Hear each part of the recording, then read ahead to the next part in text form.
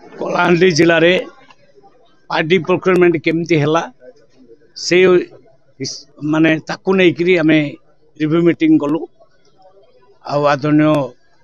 जिलापाल महोदय समस्त अधिकारी वृंद थिले सहित आलोचना जहाँ जानली बहुत भल प्रोक्योरमेंट व्यवस्था ये है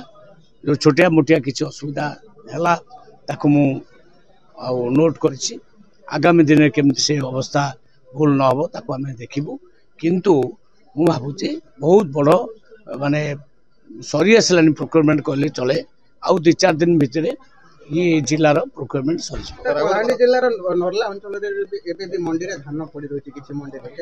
जो जो जगार पड़ी रही आम उठेबू कहार धान बाकी रहा निर्देश देती सबु अंचल धान उठे जीरो कटिंग धान उठो कि कलाहांडी जिले देखा पाखापाखि 5-7 केजी क्विंटाल पिछा कहली किसी जगार प्रोब्लेम किंतु एवरेज देखले कलाहांडी जिले में भल प्रोक्योरमेंट होती कटनी चटनी आदौ होना जदि कौटी किसी जगार पुणी आगामी दिन में आम ठीक करूँ पूरा आमर उद्देश्य जीरो कटनी चटनी आदौ कटनी चटनी हम ना कृषक मैंने आदौ हैरान हे ना गनी ब्याग जो हैरान होती विभिन्न जगह पैसा कलेक्शन कर